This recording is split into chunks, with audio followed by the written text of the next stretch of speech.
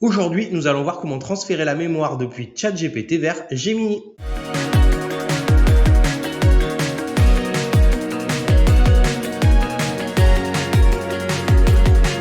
Salut à tous les amis, j'espère que vous allez bien. Alors j'avais déjà fait une vidéo sur comment transférer sa mémoire depuis ChatGPT vers Claude, parce que vous êtes nombreux à vouloir essayer d'autres intelligences artificielles, mais le souci c'est que à chaque fois on repart de zéro et toute la mémoire et tout ce que ChatGPT a mémorisé, c'est perdu quand on démarre sur une nouvelle IA. Alors aujourd'hui je vais vous montrer du coup comment transférer la mémoire depuis ChatGPT vers Gemini.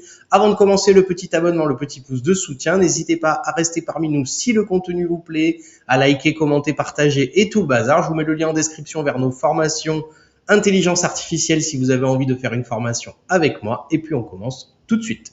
Alors, quand je suis sur Gemini, ici, j'ai une petite option, donc si j'appuie sur la roue crantée, j'ai un petit truc qui s'appelle, vous voyez, importer la mémoire dans Gemini. Et qu'est-ce qui va se passer? Un peu à la manière de Claude, vous allez avoir un prompt que vous allez devoir copier ici, puis que vous allez devoir coller dans ChatGPT et lancer, et ça va permettre déjà d'extraire tout ce que ChatGPT a mémorisé. En fait, ce prompt, il sert à prendre tout ce que ChatGPT a emmagasiné sur vous et le ressortir en guise de réponse. Donc on va le laisser terminer. Une fois que c'est fait, il suffit de copier le prompt en bas, de le coller dans la petite case qui est en dessous et de faire ajouter à la mémoire. Ça va ouvrir un nouveau chat sur Gemini et vous allez voir que il a noté et il a mis l'information à jour. Donc si j'ouvre une nouvelle discussion et que je lui demande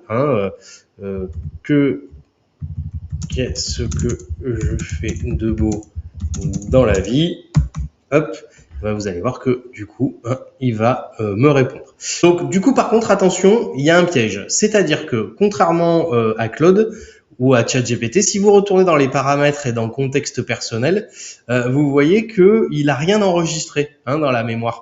En fait, je ne sais pas pourquoi, vous me direz en commentaire si vous savez. Si jamais je supprime cette conversation, et en fait, il va repartir à zéro comme si il savait rien. Alors, je sais pas si c'est une question de droit ou que en Europe c'est pas encore ok, je sais pas trop. Donc, il y a deux astuces pour contourner le problème. Soit la première, la plus simple, vous laissez la conversation comme ça, c'est-à-dire que vous ne supprimez pas ce truc-là. Comme ça, quand vous allez aller dans paramètres contexte personnel, vous laissez la mémoire activée, comme ça il se servira des anciennes discussions et du coup cette mémoire-là va rester, c'est la première solution.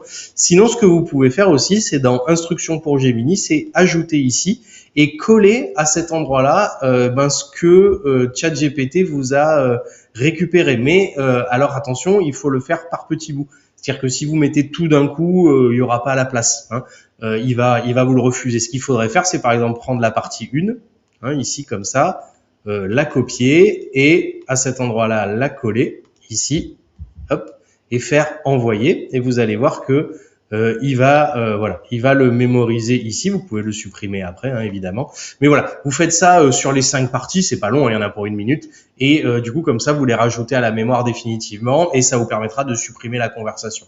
Deux méthodes, où vous laissez la conversation telle quelle, ou vous ajoutez à la mémoire directement. Voilà, c'est tout pour cette vidéo sur comment importer la mémoire de ChatGPT vers Gemini. Dites-moi si vous avez essayé, si ça a fonctionné et si jamais vous en savez plus sur pourquoi ça reste pas en mémoire comme ça. Moi, je vais vous souhaiter une bonne fin de journée. À bientôt. Salut!